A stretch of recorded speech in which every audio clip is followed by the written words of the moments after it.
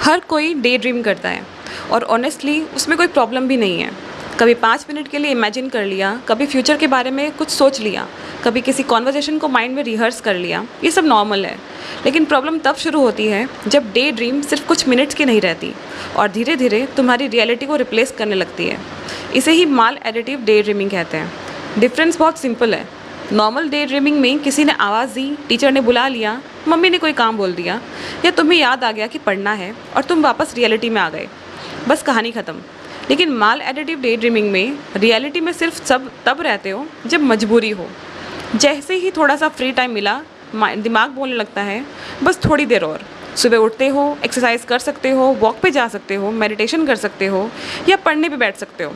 लेकिन उस मोमेंट में आपका दिमाग बोलता है बस 10 मिनट डे ड्रीम कर लेते हैं, और फिर वही 10 मिनट कब 1 घंटा बन जाते हैं पता ही नहीं चलता।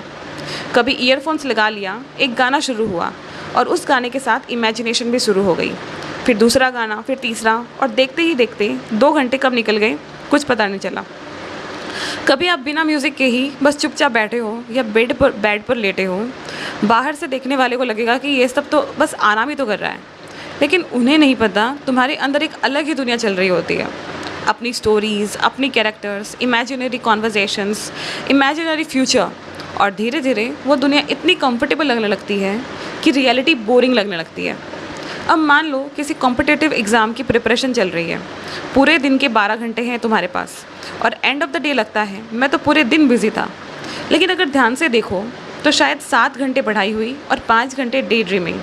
कभी 1 घंटा पढ़ाई, फिर थोड़ी देर इमेजिनेशन, फिर दोबारा पढ़ाई, फिर ईयरफोन्स, फिर इमेजिनेशन, और ये साइकिल पूरा दिन चलती रहती है।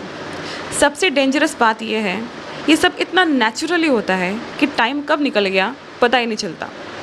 फिर कुछ साल बाद लगता है इतनी मेहनत की थी, फिर भी रिज़ल्ट क्यों नहीं आया। प्रॉब्लम ये नहीं होती कि मेहनत नहीं की, प्रॉब्लम ये होती है कि माइंड बार बार रियलिटी से बाहर चला जाता है, और बहुत बार इसके पीछे कोई इमोशनल रीज़न होता है। घर का टॉक्सिक एनवायरनमेंट, ब्रेकअप, लोनलीनेस, लोगों के ताने, या कोई ऐसी रिस्पॉन्सिबिलिटी जिसके लिए आपका दिमाग अभी तैयार ही नहीं है। और दिमाग क्या करता है, वो तुम्हें बचाने की कोशिश करता है।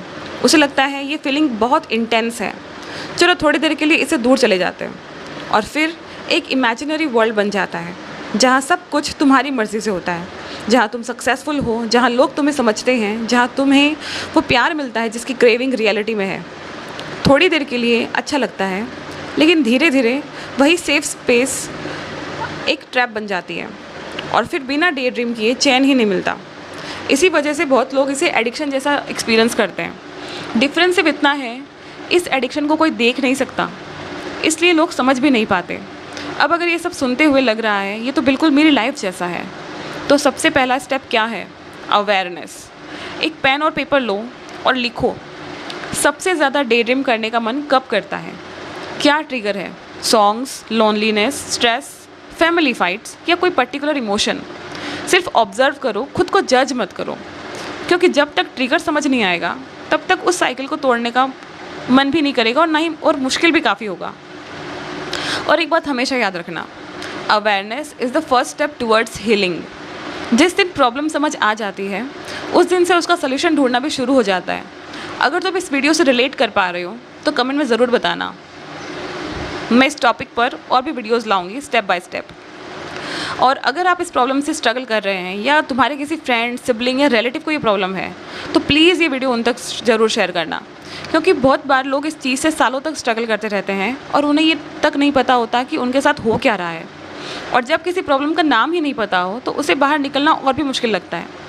अगर तुम चाहते हो कि मैं इस टॉपिक पर और वीडियोज़ बनाऊँ या इसके practical solution step by step discuss करूँ, तो कमेंट सेक्शन में ज़रूर बताना, या आप मुझे DM भी कर सकते हो।